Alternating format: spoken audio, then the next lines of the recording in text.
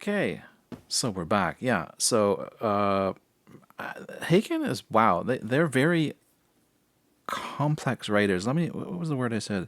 Grand writing, grand compositions. These guys really, I would say, pretty technical. The songwriting is very sweeping. I mean, they have the big chorus there. It was really broad and big. And then they have lots of other little sections, a lot of fun playing off of each other, the drums and the electronic drums from the 80s. That's so classic stuff.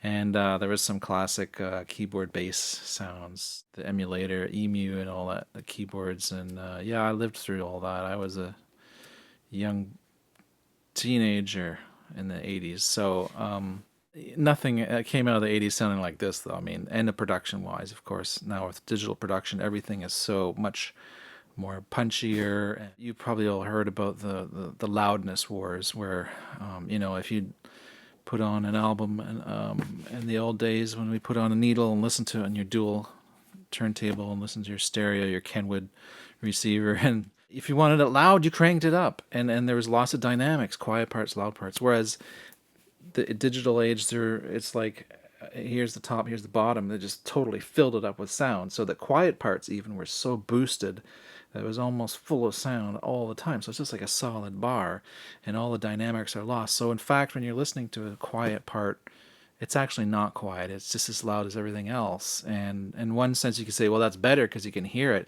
But no, it's not really, because the idea of music is you're supposed to exercise your ear. You're supposed to, when someone is playing something quiet, you lean in and you listen harder.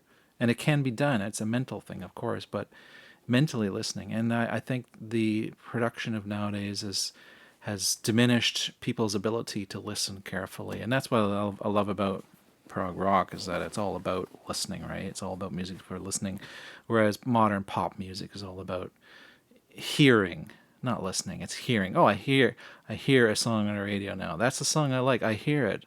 Oh yeah, she's a singer on that singer Great America's Got Talent or whatever.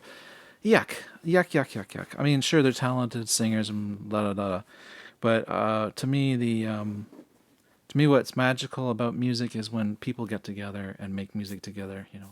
So I noticed that about Haken. They're definitely playing off of each other a lot. There's a lot of give and take between all the musicians in the band. They're all very talented musicians, and but it's interesting how technology influences music, and I do believe that Haken sounds like a very much taking it all to full advantage, the big sound and that's cool. That's great. I like it.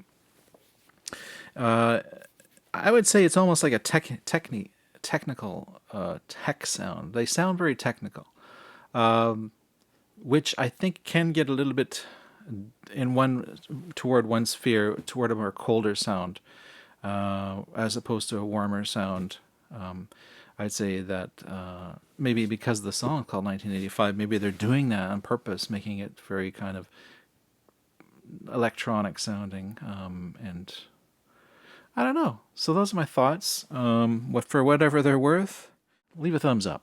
If you're part of the Wolf Pack, WOLFE, I'm Dean Wolfe. It's a good place to be.